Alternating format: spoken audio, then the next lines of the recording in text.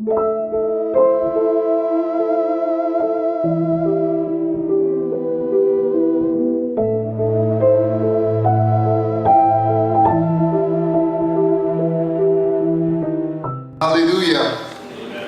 Praise the name of our Lord Jesus. Well, the time has come. We're going to move this out of the way. And we have 3 anointed, youth-friendly, and sensitive people in our midst. And we'll invite them over to come and we will open up for a discussion on relationships. Does that sound interesting to you? And we'll give you the opportunity to ask whatever questions that you have on relationships. So let's make it as quick and as brief as possible because we have only about 45 minutes before 11 o'clock. Okay? Pastor Rotimi Idowu, everybody give him a hand. You can put your team around him, please, to the stage. And of course, our very own Alex Adebayo.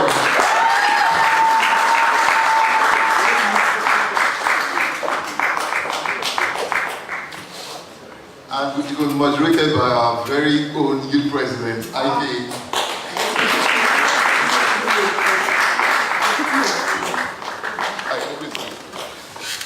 Pastor likes putting me on the spot, man. Okay. Praise the Lord. Oh, okay. So I'd just like you to just. Oh, okay. So, if you have a question, you can, if you're too shy, so you can just write it and pass it. But if you want to, you want to speak, you can just raise up your hand and then I'll give you the mic. Is that okay? Okay, so quickly, I'd just like you to just introduce yourselves to them. Tell them what you do and your favorite food. Yeah. Quickly. Hallelujah. Hope you can hear me. Engineer, so the mics. Thank you. My name is Alex Adebayo. I'm an IT professional. I work with Hike and principal manager. And then George, the HOD of multimedia. So basically, that's what I do. IT, basically. I've been married for 9 years now. He's been married for 9 years.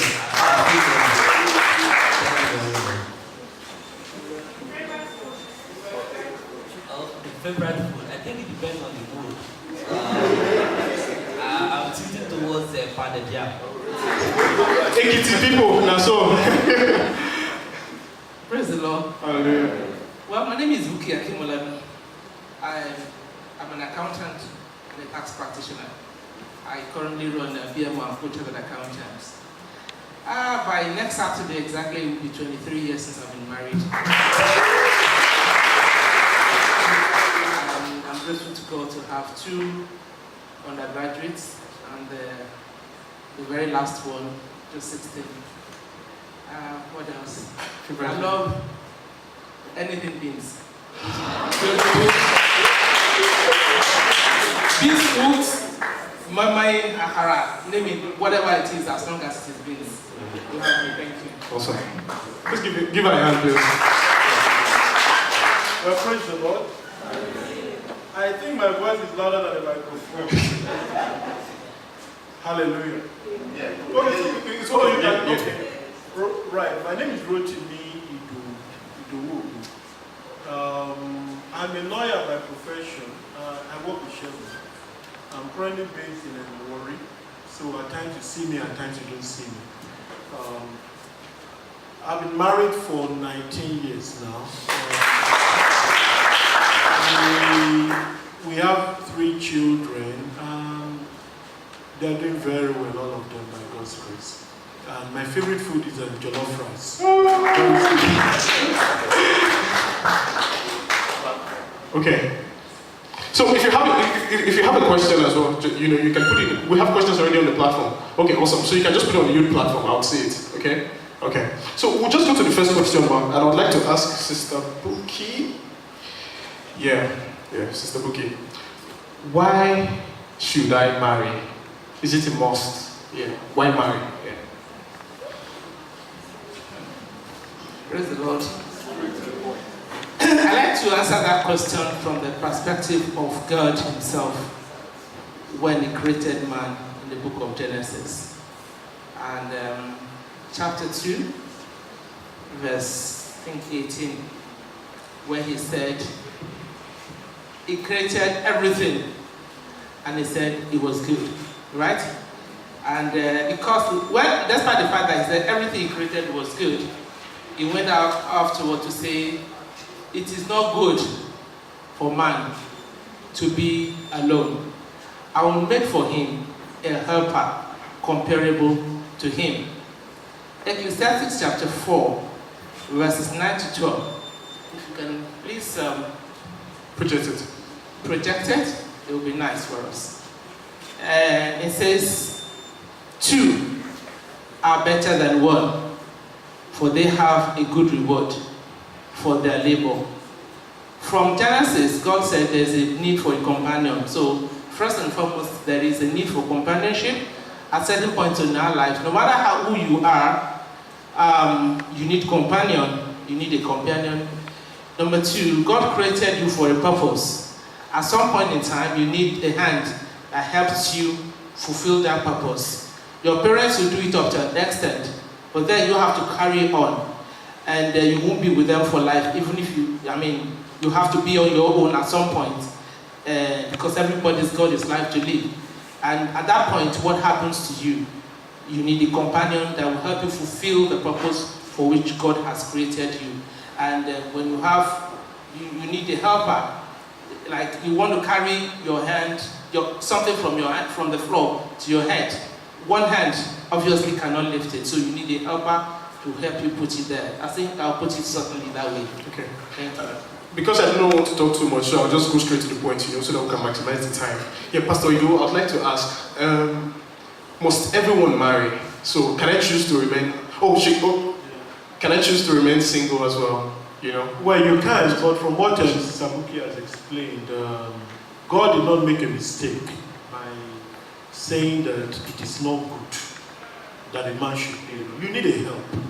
Everybody needs a help. So if I did not marry the woman that I married, I will not be where I am today.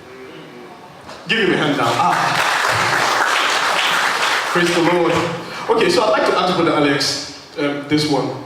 So, as young people, singles as well, how do I know who to marry? So is it written on her forehead? Yes, I just want you to go straight to the point and tell us Praise the Lord. Well, I see that question is multiple into one. How do you know who to get married to? I think basically you need to, I'll take it practical now. The question is, how do you even know what to hit on a daily basis? How do you know the course to study in the university? Most of you are graduates. How do you know whether you should go to VI today, go for job interview or not, or submit your CV or not? There are some things that guide you through life. There are some things that you pray ahead of time, because there are so many unknown situations in life. So basically, taking you through my homeworld, from a very tender age, I started praying about so many things: marriage, children, as in even children. Even before I started thinking about getting married, even before I started dating, So there are so many things that I prayed over ahead of time, whether job or my career or things like that, because there are so many unknowns. And the way God speaks to us, for most of us, even me, I desire that I want to hear God speak to me face to face, hear Him clearly, things that you cannot actually doubt that this is God. But there are some situations in which God speaks to your heart. This peace that passes all understanding, that's okay, this is the way you're going. Now, bringing all this to relationship and marriage, if you allow God, there's so many things that I heard, in time past, that you just need to be at a neutral stage. Let God speak. Not like you allow Him to validate your intentions. You understand? So which means you need to put your intentions aside and not allow God to speak for you. Now, to the marriage proper, there are so many things you should watch out for. As youths, as people who want to get married. There are so many things. You have your own desire. When you're not talking about, okay, is it from this tribe or that tribe, there are some things that are not important.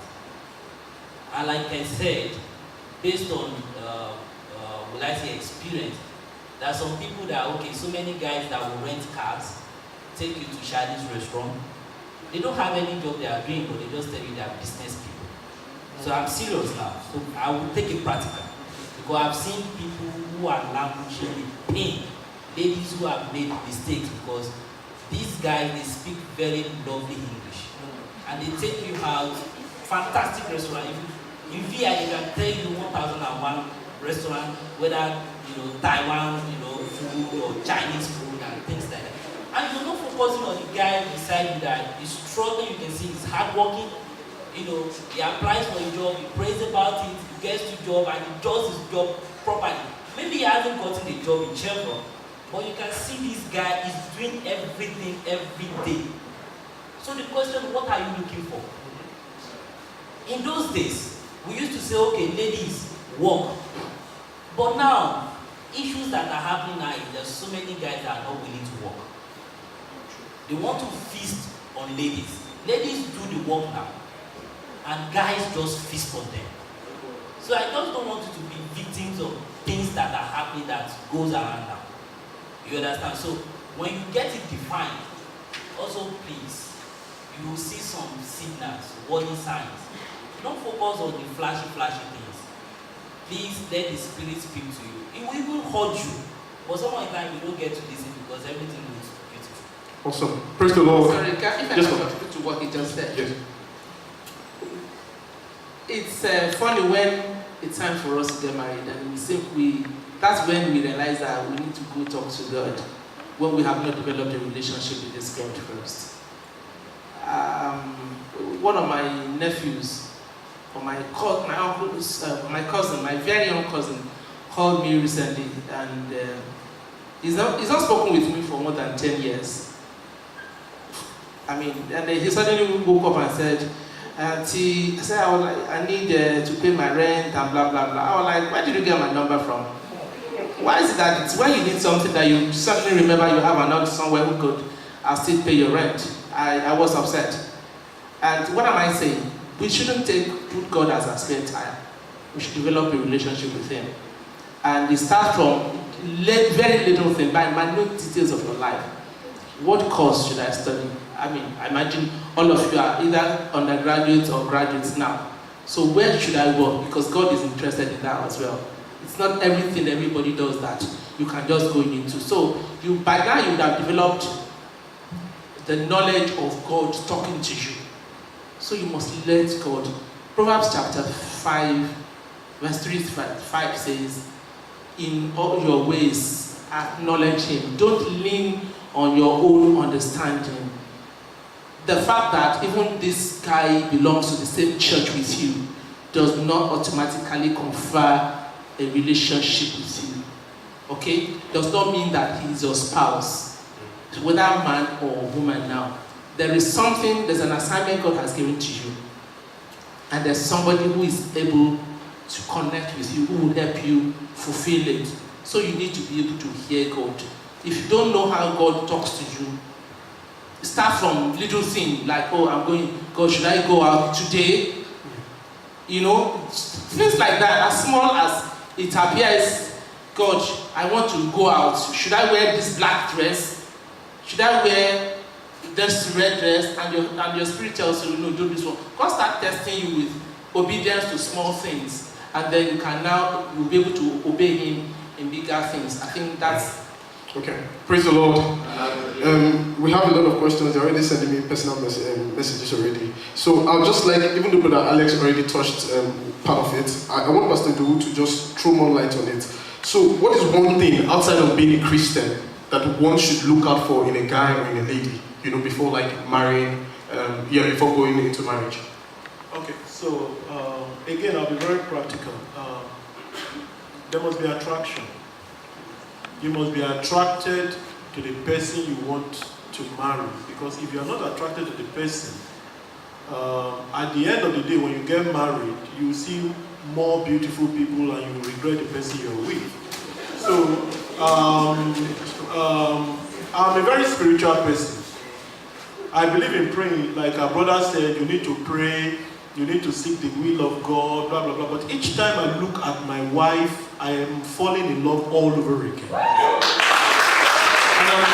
And I'm saying that with every sense of honesty. So there must be attraction, there must be somebody that loves God. When I was looking for a woman, I wasn't looking for, when you go on Instagram, you see people twerking and all that. Twerking will not put money on the table. You understand that? You need 1 million naira to do something, and then you go and meet the woman. Darling, I have 1 million, okay, I have 800,000. I need just about 20. When you do like this, now, what value is that? None.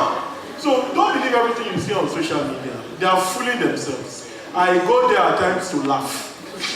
So look for a woman or a man that is godly, a woman or a man that you are attracted to, a woman or a man that loves God, somebody who is committed to God. Not somebody who comes to church, but somebody that is devoted to God. I mean, my wife is an example. I love her so much. She was working, she was busy doing medical mission, doing a lot of things. And I'm like, this is the kind of woman I want. And I love her.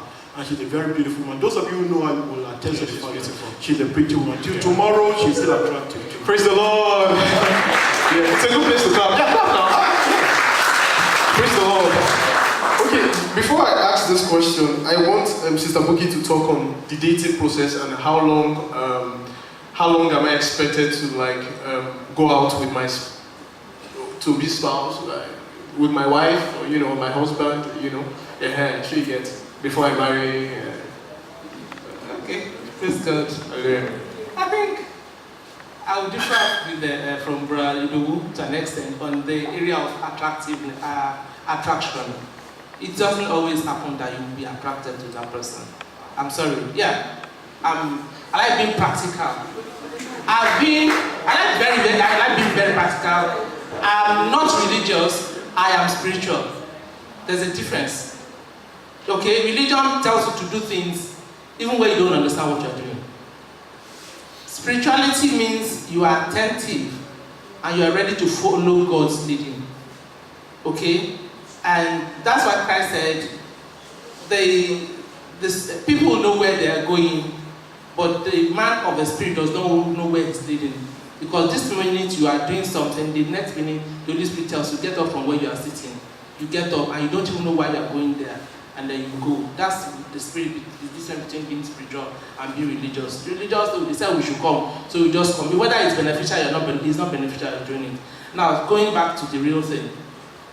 I was engaged to somebody for 8 years. I mean, anybody that, if you saw that guy, you know that this is the guy any lady will want to die for. And so, that my kind of dream person, I was there for 8 years. And then finally, when we were close to getting married, the Lord told me simply 3 visions, 3 different ones. I still don't understand. I say, God, why would you do this to me? I cried. And I told him there was no way I could break that relationship. But I told him that I was ready to do anything as long as it is will. I didn't want to make a mistake. I know where I came from. I came from a broken marriage. So I was raised by my mom. My dad died very early in the year. So I know the pains, and I didn't want to go through that pain of divorce and everything. So I wanted to do God's will. But God told me, if you marry this guy, then that same person, I was going to be rich, but I was going to be barren. So I had to make a choice. And they said, it's not about you being barren, it's about the fact that, okay, you're barren, you won't have a child for him, and his family will want you to be going from one place to the other seeking solution. And you're going to tell them, oh, I am a Christian, I can't do that. And you see yourself alone in the marriage. When a man and my Bible says 2 are better than 1. And so 1 shall chase 1,000, 2 shall chase 10,000. That is what the marriage is supposed to be, synergy. But when you are not in God's will, there can't be synergy. And I was attracted to that person, yes, we were attracted to each other. But my husband, at the earlier stage, it was not attraction. In fact, he had a lot of things against me. I'm very fair, but he sees me as short, and he didn't want a woman who is short. All right?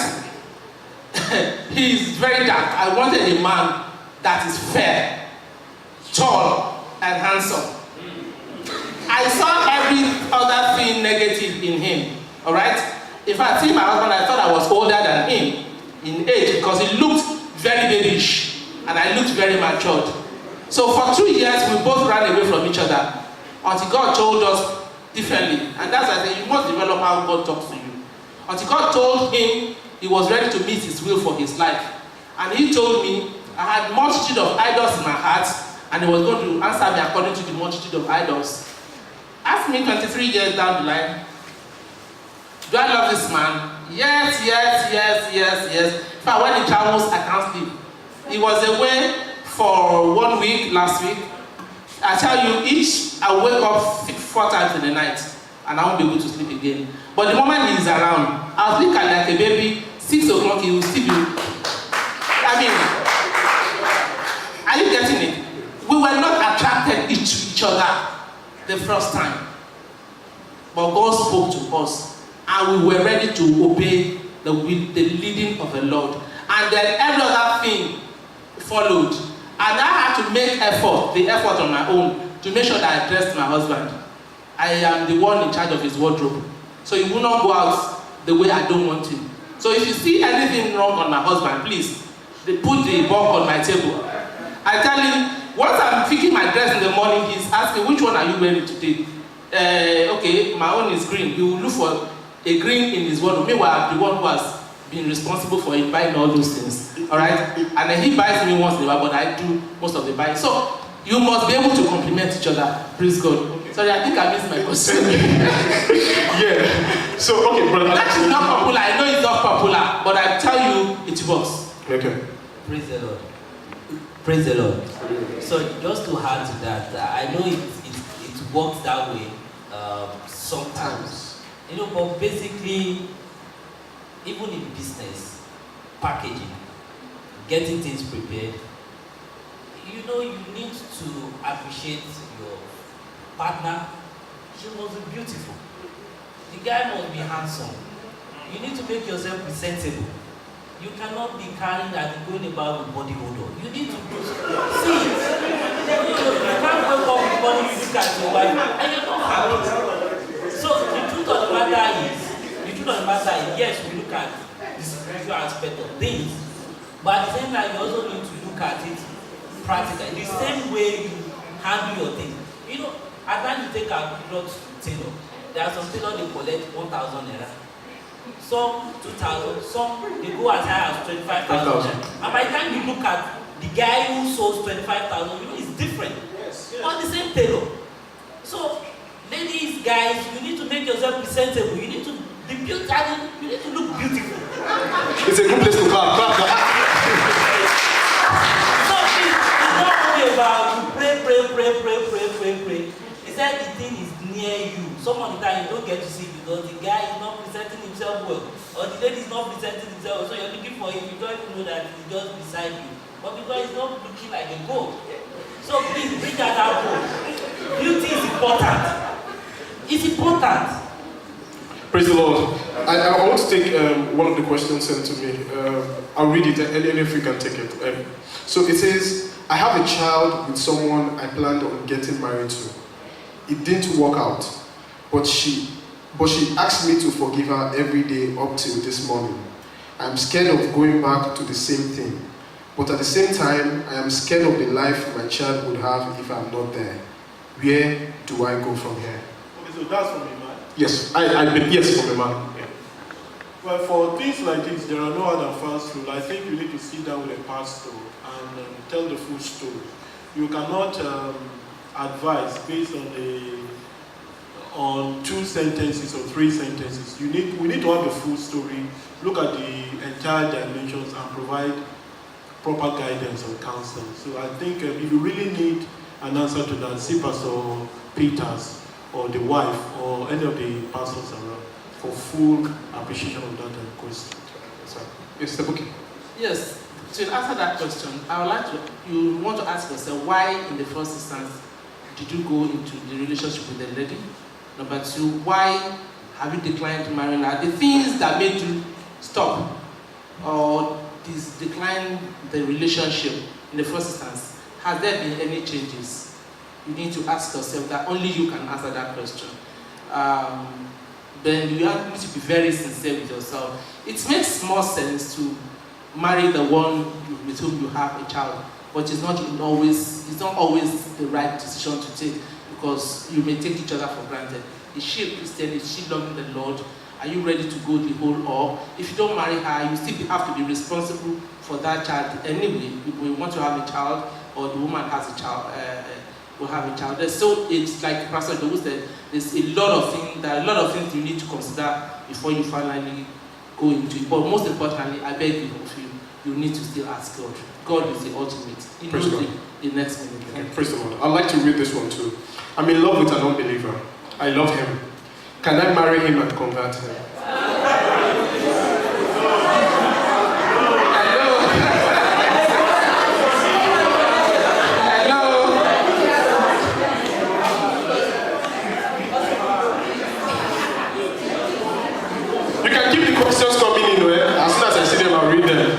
The ones I don't feel like reading, I will not read them. I'm looking for a particular passage, 1 Corinthians. Listen, 1 Corinthians 6. Can we please read it? Please project it. Media. No, second or first.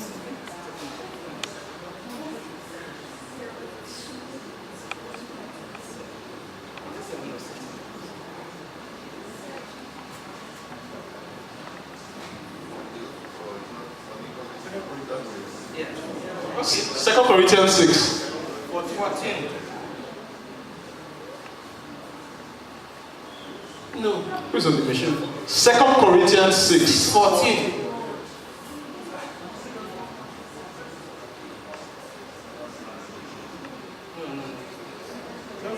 Yeah, do not be able to. Yeah. It's on the screen. Yeah. Please, can you read it? Let's read it together. Want to go?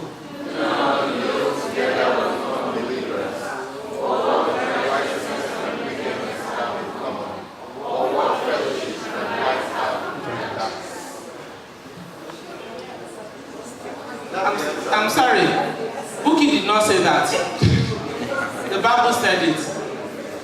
He said, "Don't be unequally yoked with unbelievers." And in the whole book of the Old Testament, we saw God clearly and giving stern warnings to the children of Israel. Why? He said they should not marry anybody from the land that they were going, so that they did not influence them with their gods.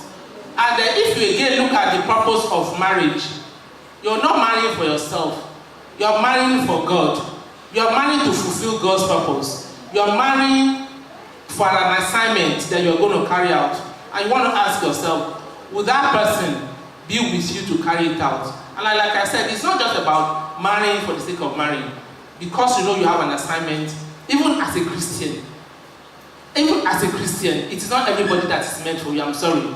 If you are called as a missionary, for instance, all right, you are called to be a missionary, and God's brother A is called to be a missionary, and sister B is called to be a pastor or a chorister in the church, all right, and you are going to the mission, and then she has not been called to mission work. She's going to frustrate your work. So it goes beyond just anything. All right? If you don't have that call, you will not gel. I use something as an example. I have an assignment that God has called me to. I didn't know that assignment until 16 years ago. We've been married 23 years now. And that thing involves that we'll have to drop a chunk of our finances to that project. If my husband is not in the same line with me, is not in agreement with me, that project is going to be dead. It's either I want to obey God or I want to obey my husband to maintain peace in my home. So you also want to appreciate and understand what. So, meaning that you cannot marry an unbeliever. Simple. Okay. You cannot marry an unbeliever. You are not the Holy Spirit that converts. You can preach, but the job of the Holy Spirit is to do what? Do the conviction. Okay. Praise the Lord. There's one more question. So we have a lot of them actually, but they've answered. Yeah, you have a question? Yeah, okay. Oh yeah, let's take it. Go ahead, tell us. Yeah, praise the Lord. My name is Lakola. On this unbeliever thing, my brother here says something. So what if this unbeliever is the best thing that's ever happened to you? For somebody who, some of them are really nice. Go ahead. somebody who has been struggling with depression, who was at the point of committing suicide, who suffered from broken relationship, and then met this unbeliever, not giving life yet to Christ, and this guy pulled this lady or this guy out of that state, as in help this person have a stable life, living a fantastic life. Yes. And you are saying because he's an unbeliever, you should not marry. Pastor, do you want to take that or Brother Alex? Okay. Let me just add to that. Yes, you can see the guy has like the savior at that point in time. But when you're looking at 90 years experience in marriage, 23 and 9 in life, it gets to a stage where the beauty starts fading and you start seeing realities of life. Looking at using my own as an example, when my wife was diagnosed of stage 4 cancer, it was a different ball game. This is not about, because if you're not a believer, doctors had already told you that she's going to live for 18 months and die. So it's not about unbelievers saving her. She's alive, she's dead. So God came into the situation. How do you come into that situation? If God is not your father, if he does not know you, you don't have a relationship with him, how do you call him into that kind of situation? So, because I'm going to use practical, I'm telling you, we're just going to use practical experience. It was because of the relationship we have with God and how we're able to pray and say, God, please, when we got married, we started reminding him of his promises and it came true. So, because if you have all these things built up in your mind, it's difficult to start changing it. But I'm telling you, with all these experiences, we have seen it. When the beauty, everything start fading, money start fading, but now your relationship with God. True matters. Let's not overflow it. Is this still on this one? Is it still on this one? On this unbeliever thing? No, let him ask. Yeah. Okay. So I'm struggling to. This thing, is it not like fanaticism? When you're saying an unbeliever shouldn't, it's essentially like saying an evil person shouldn't marry a Yoruba person. So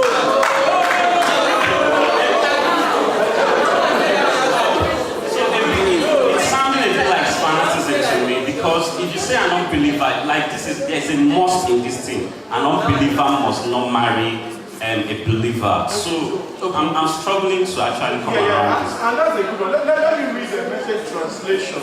And I'll give you listen. Praise God. Hallelujah. Now, the whole essence of having a youth program is for people to be able to express their minds. And bro, that's a very good question. Nobody should feel intimidated or harassed for answering any question or for asking any question. Now, let me look at who has a message translation of that 2 Corinthians 6. Okay. Let's all read it. Can you read it? Yes, sir. It says, don't become partners with those who reject God. How can you make a partnership out of right and wrong? Now, that's the Bible. That's not partnership. That's what? War. That's what? War. Bro. This one, You're talking. Yeah. can you? Did you see that? That is war. War, because you see, in the area of relationship, emotions are involved. And that is where you have a lot of ladies saying he is nice. is cool, is calm, is very kind and very loving and caring. They are right. Which is what where a lot of believers are lacking. We can't spiritualize everything. You understand? Young guys need to be caring to the people that are going out with. But, and that's a big point. See, a man that is born again is a constrained man.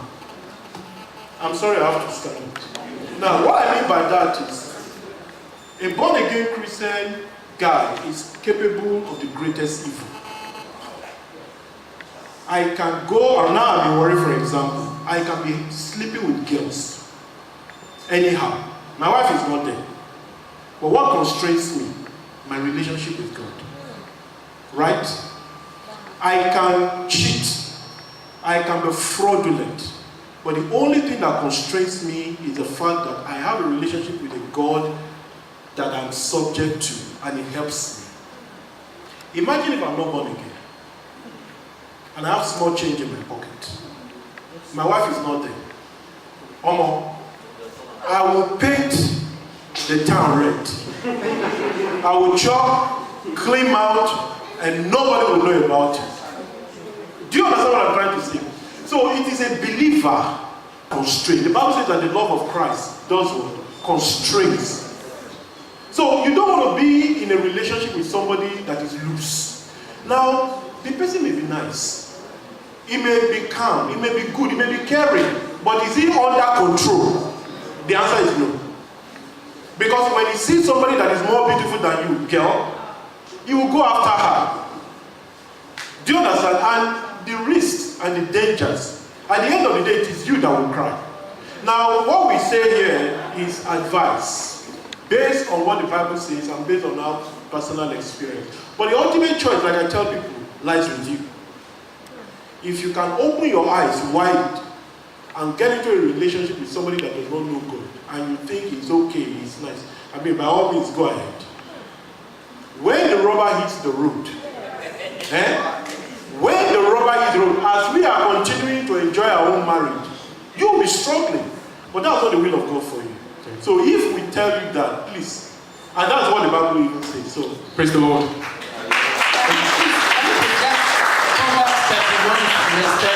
Okay, Proverbs 31:30.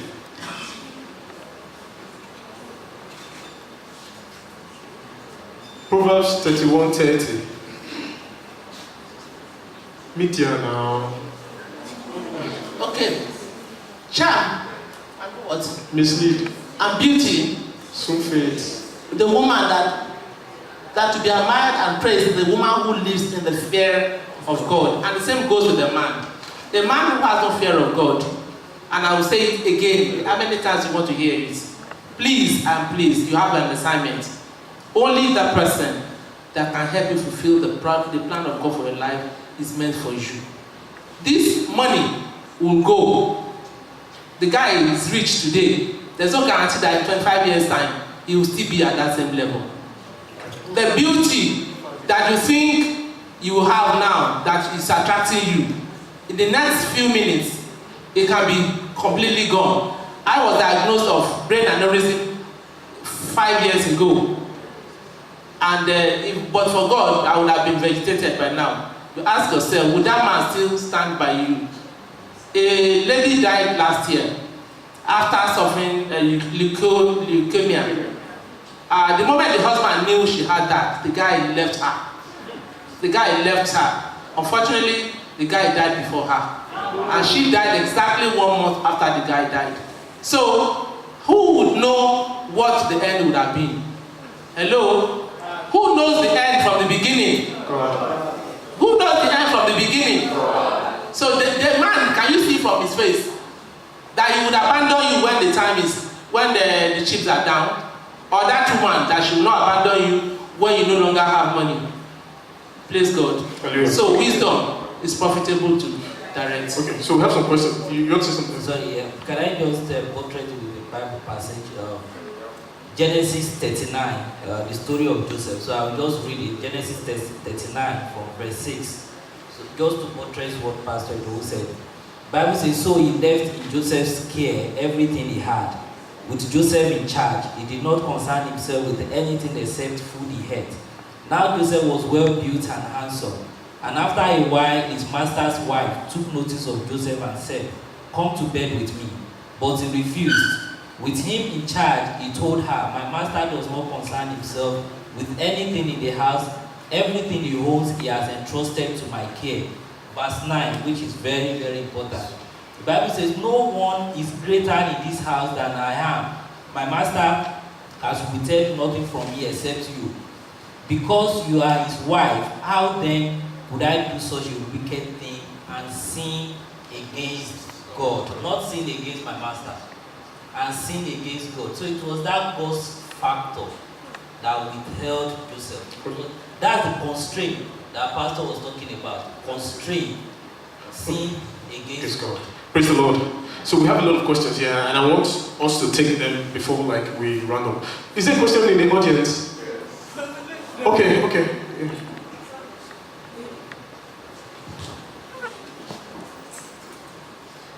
So good morning. My name is Mani. Is it what you have here? No, it's based on. Okay. Go ahead. So it's based on what Mrs. Buki talks about when you met your husband. So I just wanted to find out if couldn't you have found the qualities you wanted with the godly factor in one man, like another man apart from your husband? Well, Does it mean that it's just one man, your husband that was meant for you, or is just one man for like each woman? Based on your story, yeah. Well, that is God for you. How God chose to do my own is what I can't tell, and I still don't know why He chose me for him or him for me. All I know is I had relationships before I met him. All right, and after I broke the first one that he said I should stop, he told me to break it. I was in love with him, and up till I married my husband, I still was telling myself, if that guy became a Christian today, I would still marry him. But God told me no. And 26 years down the line, we still see each other, and I keep thanking God that I didn't marry him. That's the truth. And everybody that I had missed marrying, when we look back, some of them are missing that they are regretting that they didn't marry me, but I'm grateful to God that I didn't marry them. I liked them. They were whatever I wanted. Talking about physical appearance, a particular guy I wanted a chartered accountant. My husband wasn't. He still is not. He was a chartered accountant. Do you understand? He was likable. I was attracted to him deeply. We were the two young managers in our company then. He was we both worked for the same group of companies. And I liked him. We both liked each other. And we dated for a while. But God told me something about him. That's why you need to listen to God.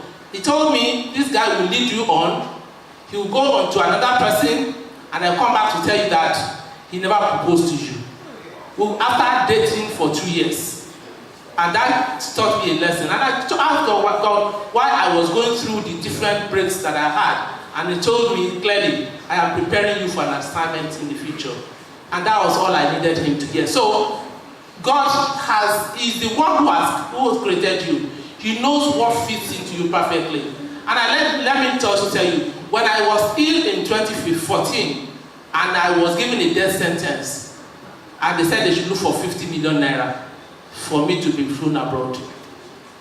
We never had 50 million naira before. My husband and I put together all our whatever.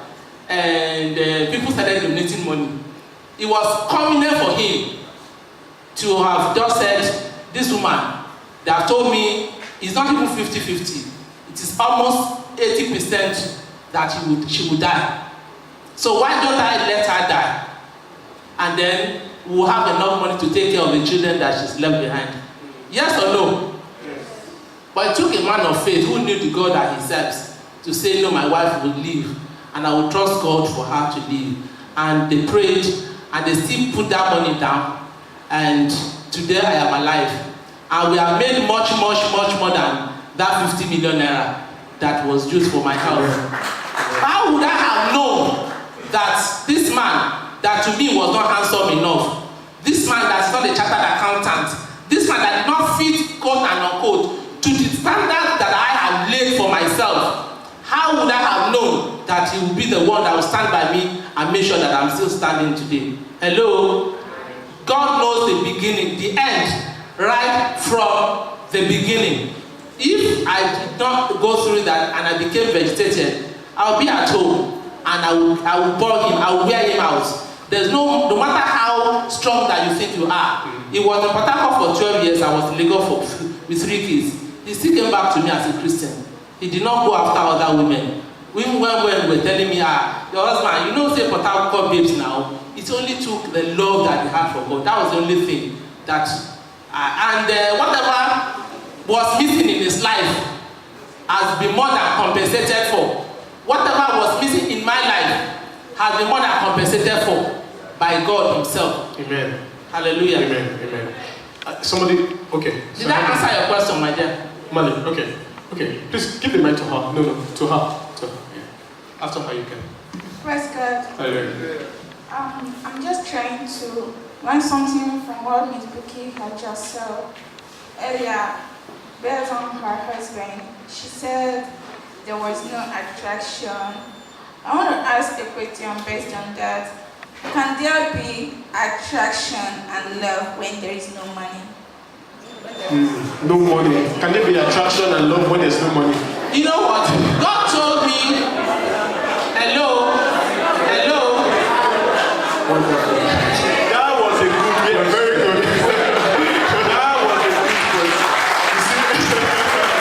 Thank you so much for asking that question. Hello. Sorry, my husband may not have the money at that time, but he wasn't jobless. Hello. He wasn't what? Jobless. He was work in progress, and every one of us is work in progress. I am still work in progress. Am I where God has planned for me to be? No, I am still moving. Yeah. Alright? So every day of our life, as long as you don't stay in one place, the only one I cannot stand is a guy that keeps, what are you doing? I want to go abroad. He's not doing anything tangible that you can see.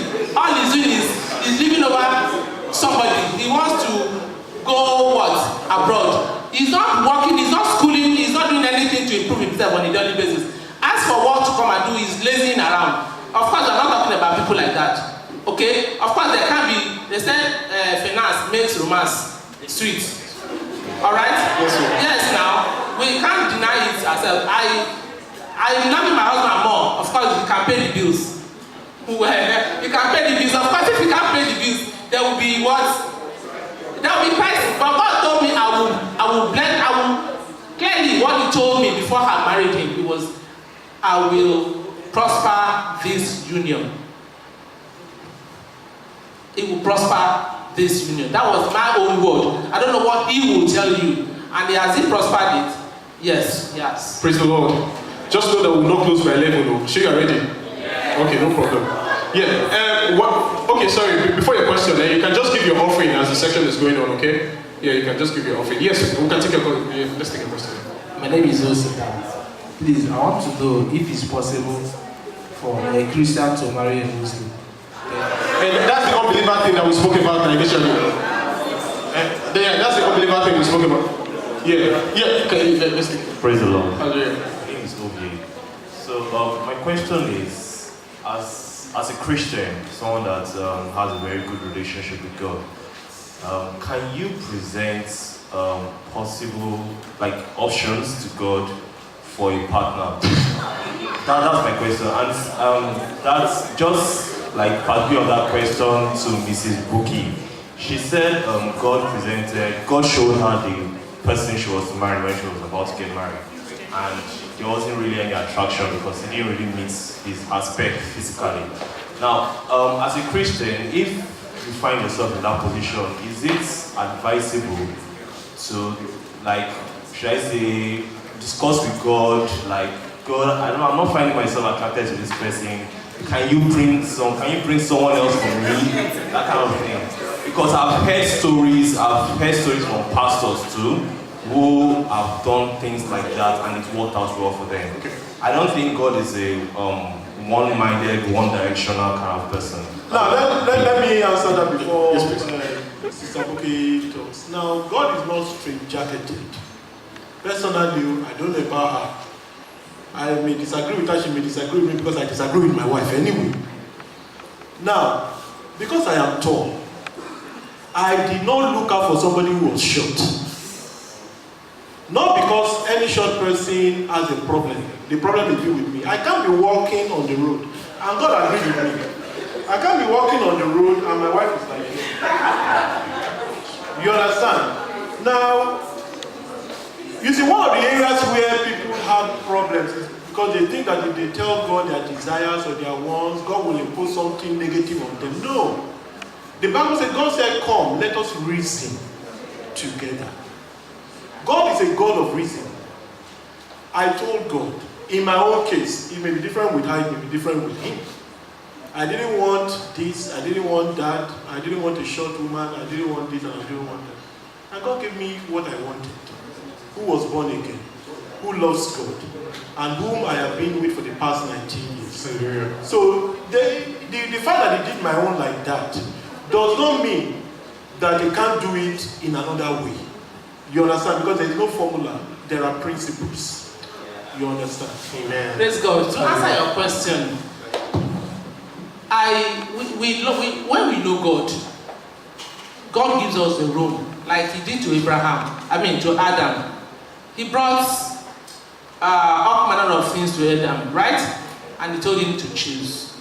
God was the one who decided he needed somebody. And God said, okay, you have a choice. God has given us choices.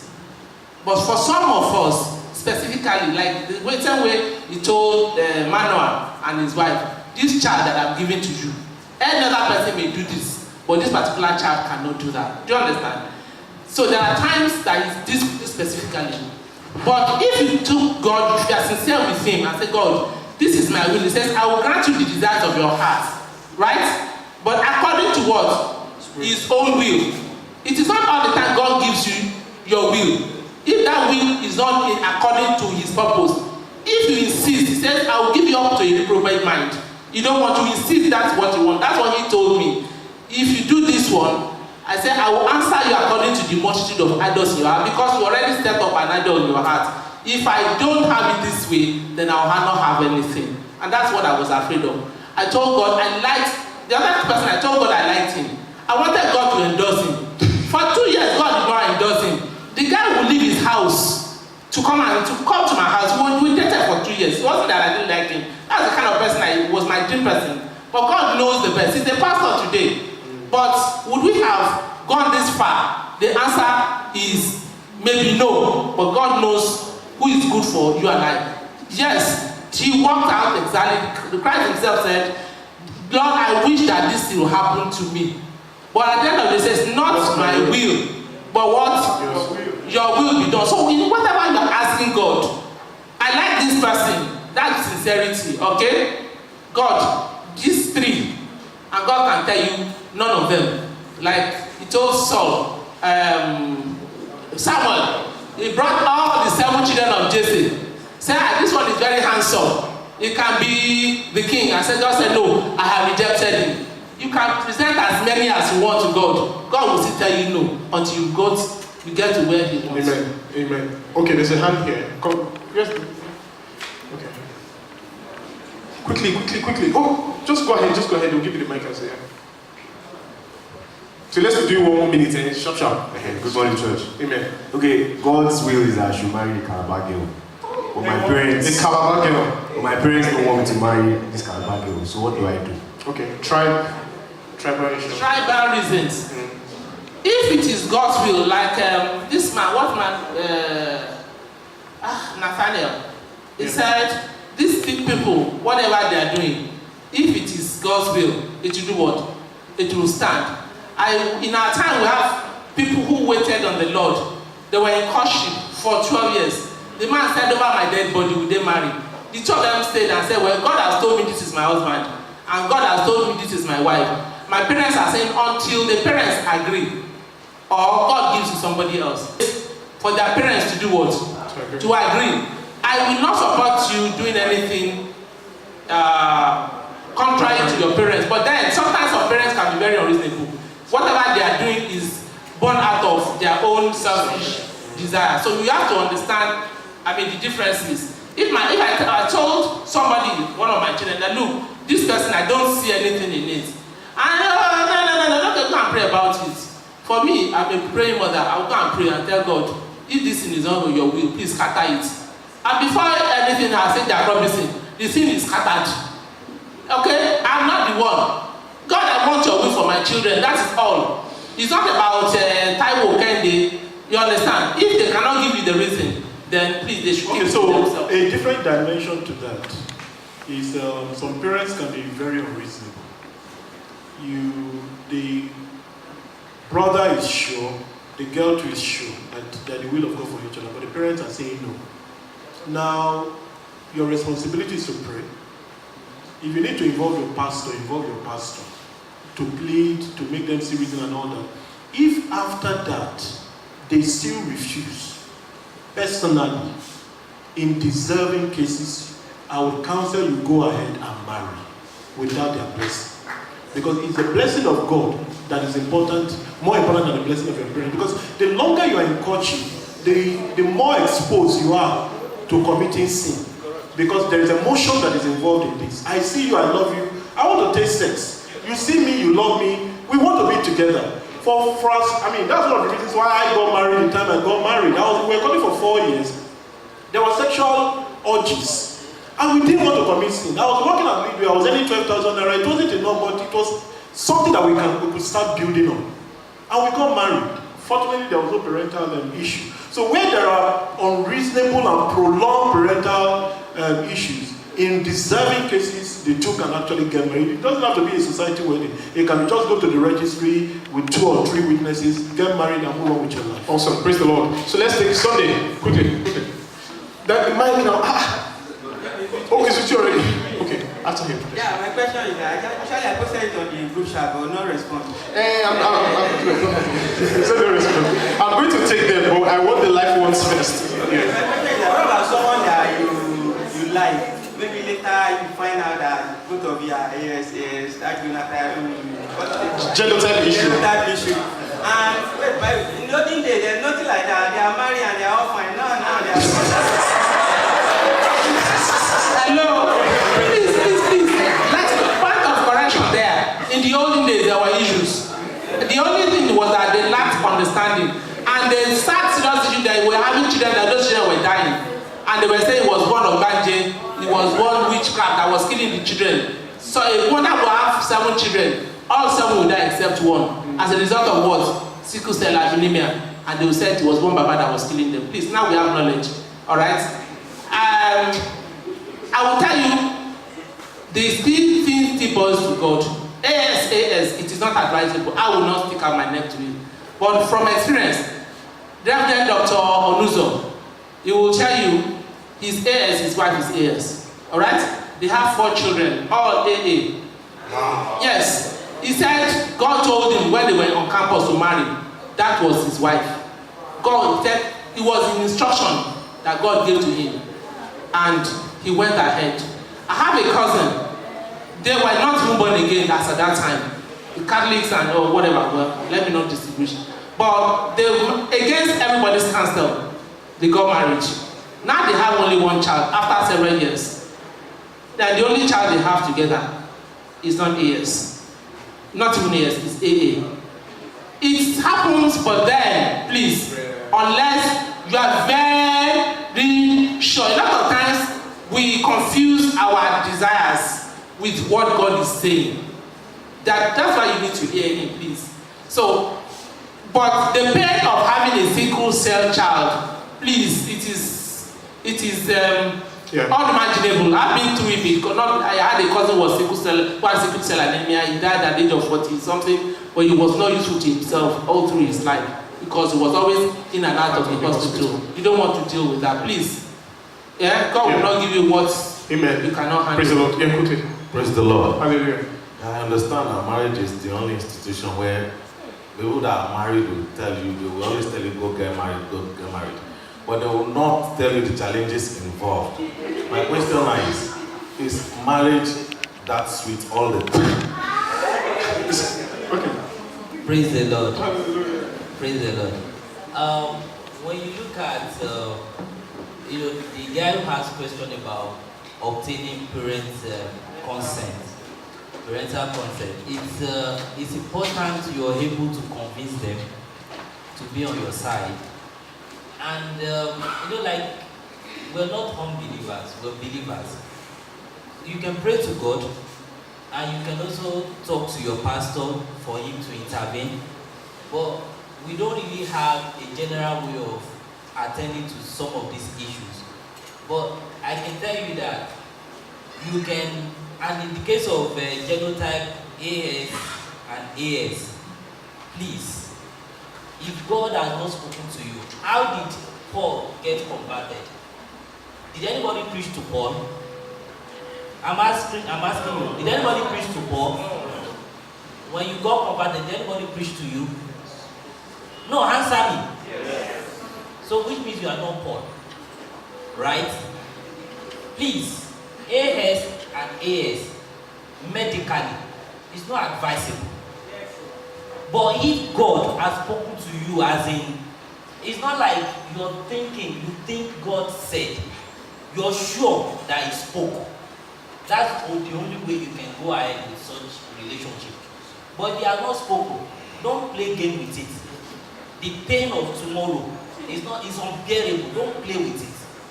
And if your parent is saying no, if you are not unbelievers parent, you can always go around it. There's a way you always have a way of getting things done. You play around it for you to be able to get their blessing. Praise the Lord. Any other question?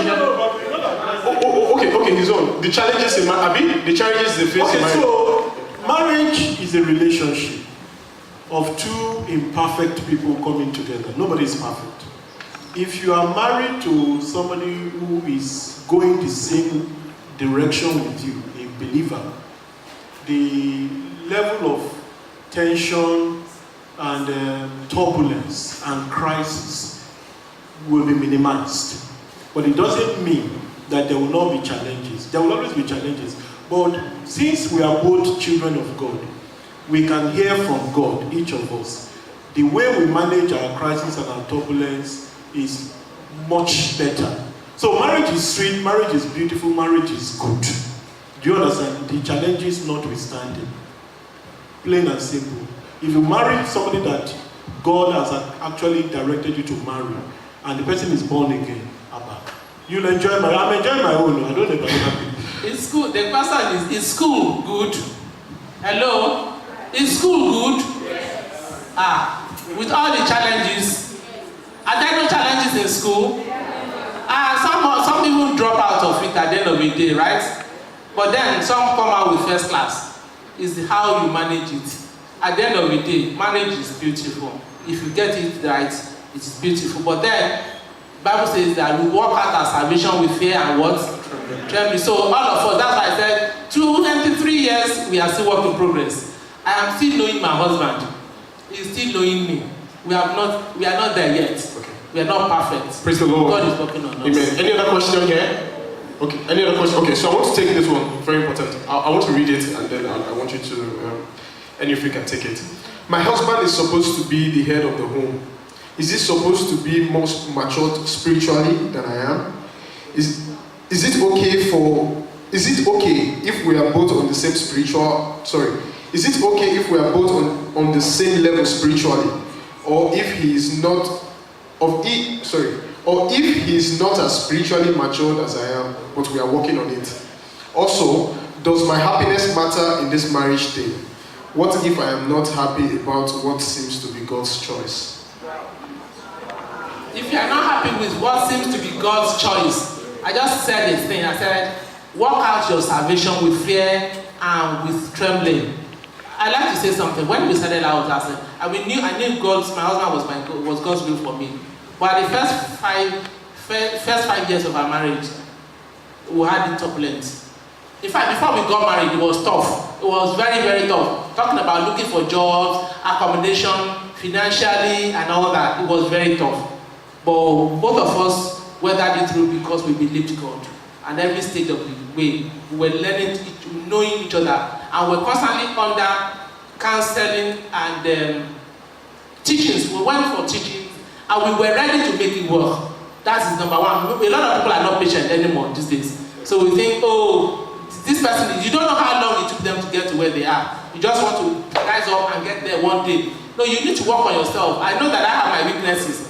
My husband knows that he has his weaknesses. And both of us are working on our weaknesses. And we are trusting God to help us out. So the fact that you are God's will for each other does not mean that it will be smooth sailing. There will be turbulence. But if you are ready and willing to work on each other, yourself first, look at yourself. What are you doing wrong? And then want to change. That the man is the head spiritually. Iron sharpens iron. That's why the Bible says, when one is weak, the other will what? Help him up. So your husband could be high on the mountain at some point, and you are low. His responsibility is to help you come up. And then he also could be low at some point in his life. Your own is to help him what? Get up. So it is not, it's the spirit of the home. The responsibility is on him. Accountability is from him to, from God to him. But you are meant to work together and build a godly home. And that's why he told, I think Genesis chapter 19, when he told, God told Abraham, he says, I know Abraham, for he will work his children, he will train his children according to his purpose, to bring up a godly offspring. So Abraham was God's friend.